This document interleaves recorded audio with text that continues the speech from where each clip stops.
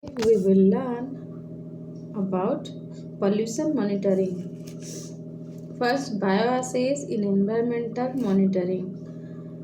Let's know about the criteria.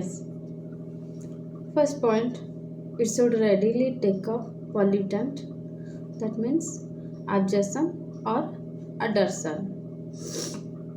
Second point is the organism should be sensitive to the pollutant. Third point is it should possess measurable features to detect pollution. Fourth point is the organism should have wide occurrence and available round the year.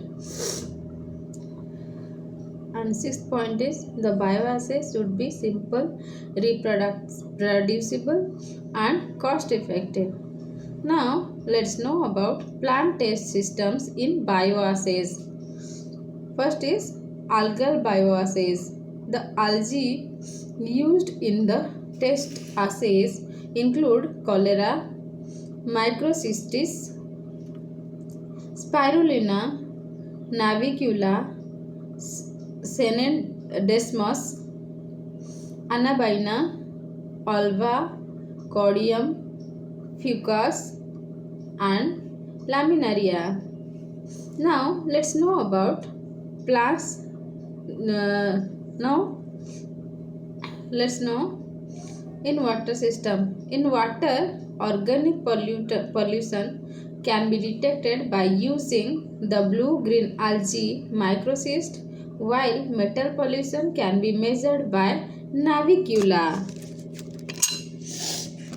Now let's know about bacterial bioassays. These are commonly used for the detection of fecal pollution in potable water.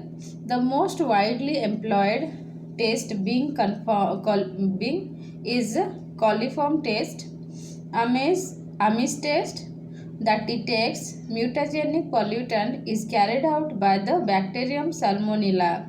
Bacterial bioluminescence is a recent technique for the detection or for the measurement of gaseous pollutants and other compounds.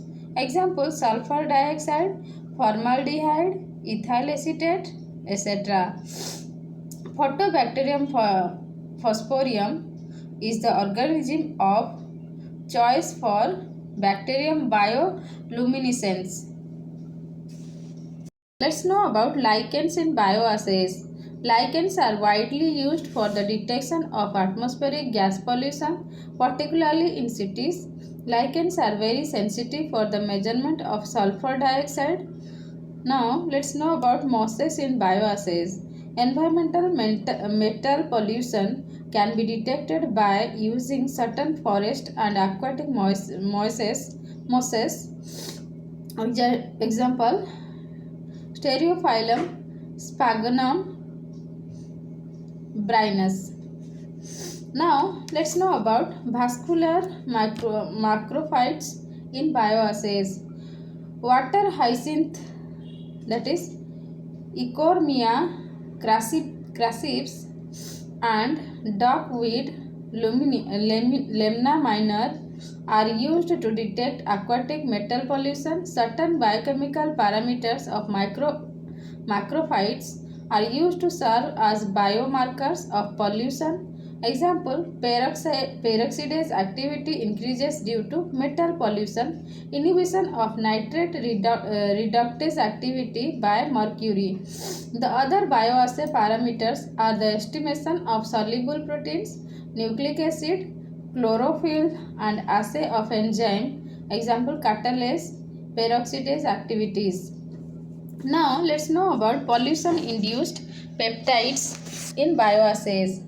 Very recently, some workers have identified the presence of small peptides within the plant cells which are pollution induced. These peptides, referred to as phytogelatins, are formed as a result of metal pollution. They are reasonably reliable for the detection of metal pollution. Now, let's know about animal test systems in bioassays. Among the animals, certain fishes, protozoa, and helminthes are employed in bioassays. Now, let's know about feces in bioassays. Toxic effects of environmental pollutants on feces have been in use for quite some time as a measure of bioassays. The concept of LD50, that is the dose of pollutant at which 50% of the test organisms are affected, are originated from the studies on feces.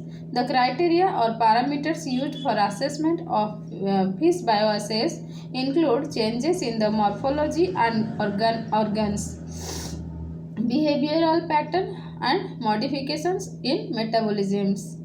The alterations in the enzyme acetylcholine esterase serves as a reliable marker for pesticide pollution.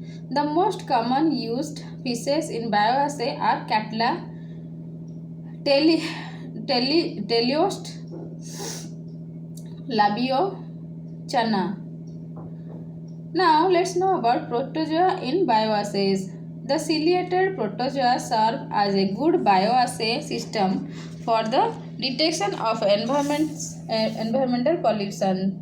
The toxic effects of the pollutants can be measured by the changes in the behavioral patterns of protozoa recorded on an ethogram. Now, let's know about helminthes in bioassays.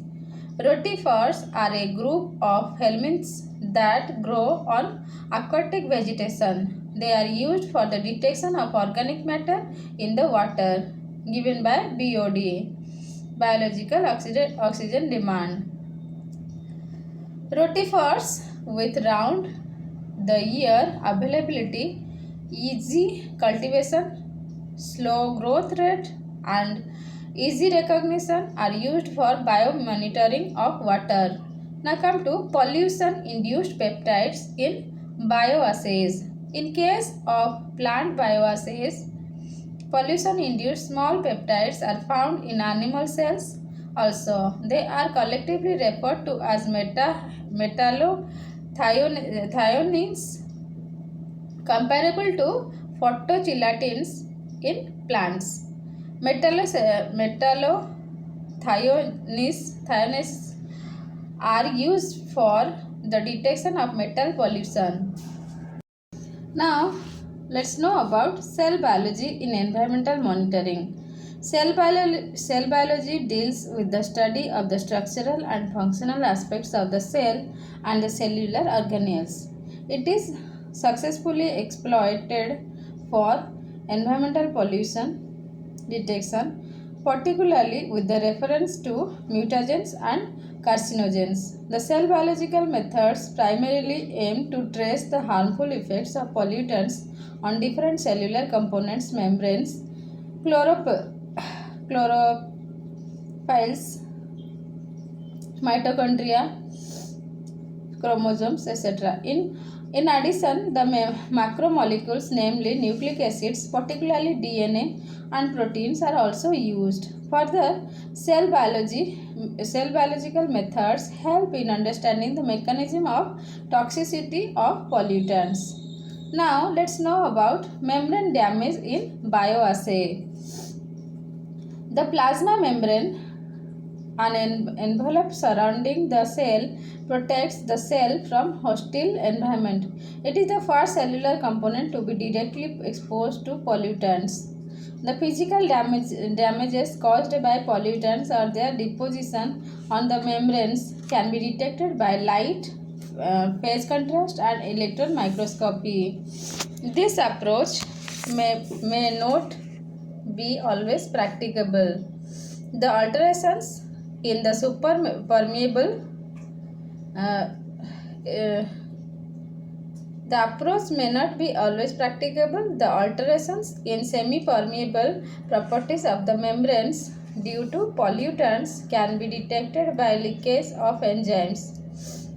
Example, lactate dehydrogenase, efflux of electrolytes, or uptake of tryptophan blue. Lysosomes are also useful as biomarkers for measurement of cell viability. This can be done by a neutral red retention test. The damaged lysosomes cannot retain this dye. In recent years, animal and plant tissue culture techniques are also used for pollution monitoring. This is made possible by measuring cellular damages observed in cell cycles. Now let's know about cytogenic bioassays.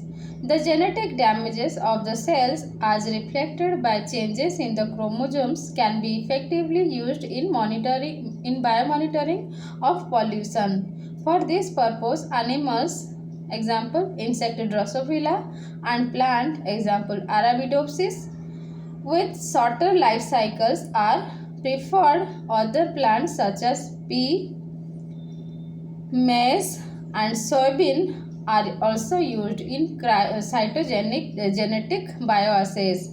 Now come to chromosomal damage.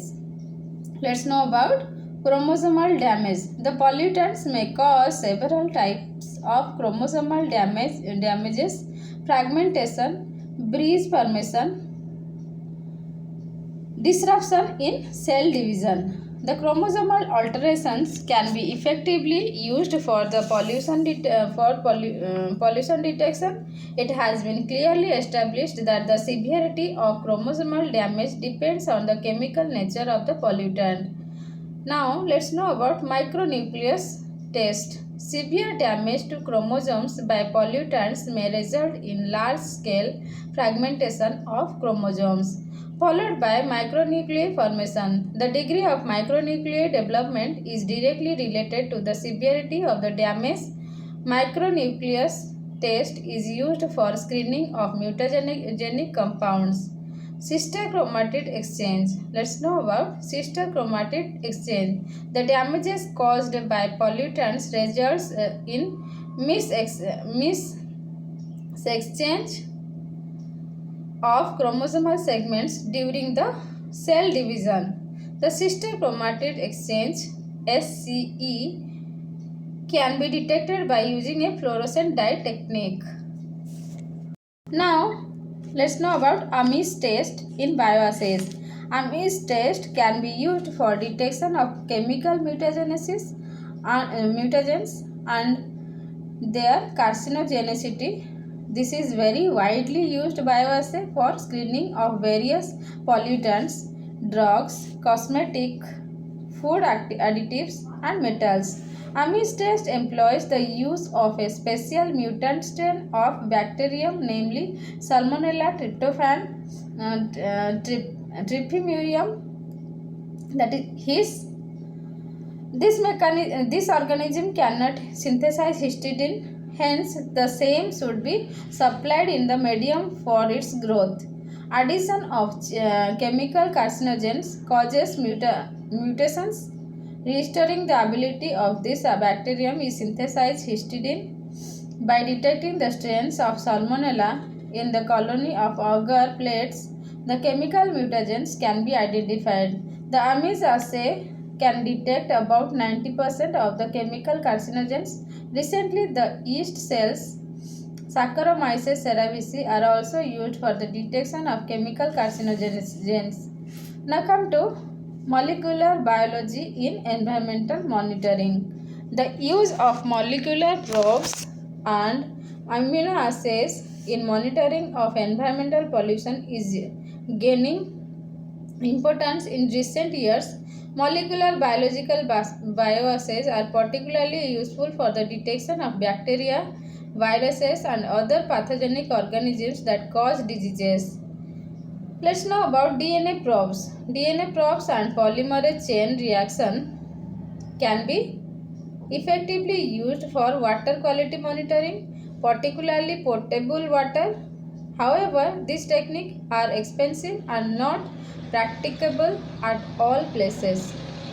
This is PCR, polymerase chain reaction. Now let's know about immunoassays. Immunological techniques are useful for the detection of pollutants, that is pesticides, herbicides, and identification of pathogens that exhibit immunological properties. Immunoassays are in use for the measurement of several pesticides, example aldrin, triazine, DDT, glyphosate. Metabolic products of certain bacteria can also be detected by immunoassays. For instance, assay systems have been developed for the detection of toxins of cholera and salmonella. In recent years, use of monoclonal antibodies in the detection and biomonitoring of environmental pollution is gaining importance. In fact, assay techniques are available for detection of pesticide and herbicide contamination in water. Now, let's know about bioluminescent bioassays using reporter genes. Certain genes referred to as Lox reporter genes on the plasmid produce accessible signals whenever these genes are expressed in luminescence bacteria like Photobacterium and Vibrio. Some bacterial strains have been developed through gene cloning, employing Lox report genes for detection of pollutants and their degradation. For instance, genetically altered Pseudomonas can be used for detecting naphthalene, xylene, toluene, and salicylate. Let's know about biosensors in environmental monitoring. A biosensor is an analytical device containing an immobilized biological material, that is enzyme organelle cell, which can specifically interact with an analyte, a compound of whose concentration is to be determined, and produce physical, chemical, or electrical signals that can be measured. Biosensors are highly specific and accurate in their function. The details on biosensor principles of working type, various applications are yet to be known. Let's know BOD biosensor, biological oxygen demand biosensor. BOD is widely used test for the detection of organic pollution. This test requires 5 days of incubation. BOD biosensor using the yeast Trichosporum cutanum with oxygen probe takes just 15 minutes for detecting organic pollution. Now let's know about gas biosensors. Microbial biosensors for the detection of gases such as sulfur dioxide, methane and carbon dioxide have been developed. Thiobacillus based biosensor can detect the pollutant SO2 while methane can be detected by immobilized methalomonas. For carbon dioxide monitoring, a particular strain of Pseudomonas is used. Now let's know about immunoassay biosensors. Electrodes as biosensors are useful for the detection of low concentrations of pollutants. Pesticide specific antibodies can detect the presence of low concentrations and triazine, malathion and carbamates by employing immunoassays. Other bioassay, let's know about other biosensors. Biosensors employing acetylcholine esterase obtained from bovine RBC can be used for the detection of organophosphorus phosphorus compound in water. In fact, portable monitors are commercially available in some developed countries. Now let's know about biosensors for the detection of polychlorinated biophenyls and chlorinated hydrocarbons and certain other organic compounds have been developed. Phenol oxidase enzyme obtained from potatoes and mushrooms containing biosensor is used for the detection of phenols. Now, a graphite electrode with cyanobacterium and Synechococcus has been developed to measure the degree of electron transport inhibition during photosynthesis due to certain pollutants, example herbicides. Thank you.